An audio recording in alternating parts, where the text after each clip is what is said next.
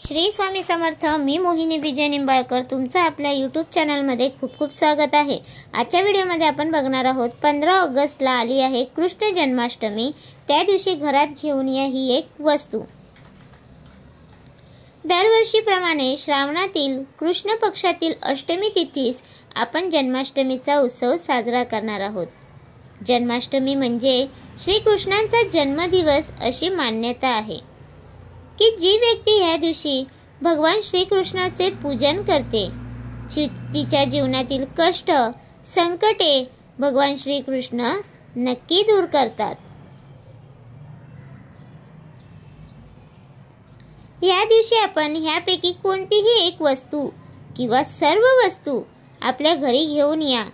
या वस्तूंचा व भगवान श्रीकृष्णांचा अत्यंत जवळचा संबंध आहे। या वस्तू ज्यांच्या घरात असतात त्यांच्या घरावर भगवान श्रीकृष्णाचा आशीर्वाद कायम राहतो।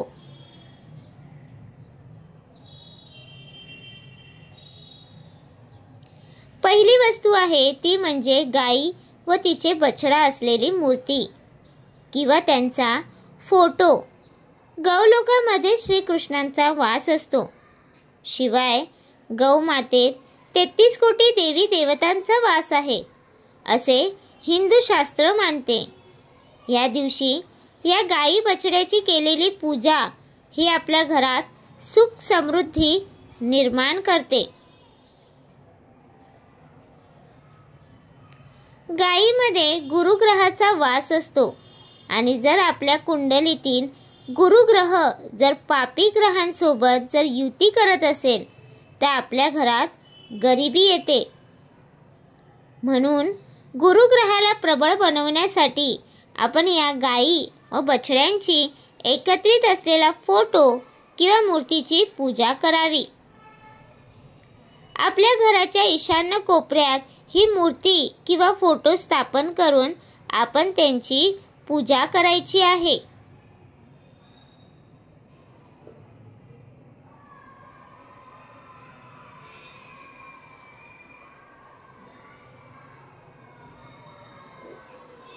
दुसरी वस्तू आहे ती म्हणजे मोरपंख। भगवान श्रीकृष्ण आपल्या मस्तकी धारण करणारे हे मोरपंख आहेत। अशा या मोरपंखाचा वापर आपण श्रीकृष्णांच्या पूजेत आपण नक्की करा। भगवान श्रीकृष्णांच्या शृंगारातील एक महत्त्वाची गोष्ट आहे ती म्हणजे मोरपंख। काही मोरपंख आपण घरात आणून ते आपण आपल्या घरात लावू शकता। मोरपंख ज्या ठिकाणी असतो त्या ठिकाणी अमंगल गोष्टी आपोआप टळतात।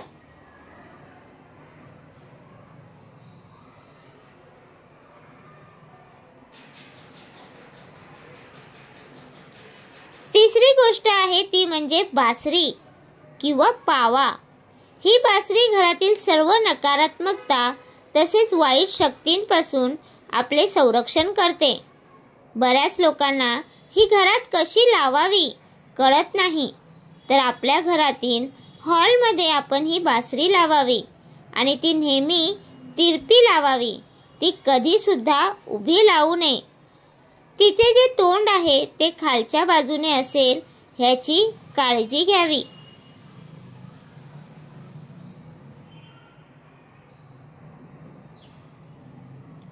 आपण भगवान श्रीकृष्णांच्या पूजेत लोणी खडीसाखर यांचा वापर अवश्य करावा। त्यांना भोग म्हणून नैवेद्य म्हणून तो आपण नक्की दाखवावा। आपल्या घरातील कुटुंबियांना आरोग्य प्राप्ती नक्की होईल। तर तुम्हाला हा माझा व्हिडिओ कसा वाटला प्लीज कमेंट करून नक्की सांगा। व्हिडिओ आवडला असेल तर लाईक करा, कमेंट करा आणि शेअर करायला विसरू नका। आणि तुम्ही अजूनपर्यंत आपल्या चॅनलला सबस्क्राईब केलं नसेल तर प्लीज जाऊन चॅनलला नक्की सबस्क्राईब करा, कारण आपल्या चॅनलवरती तुम्हाला आध्यात्मिक माहिती आणि स्वामी महाराजांचे व्हिडिओ भेटतात। तर भेटूया उद्या एका नवीन व्हिडिओसोबत। श्री स्वामी समर्थ।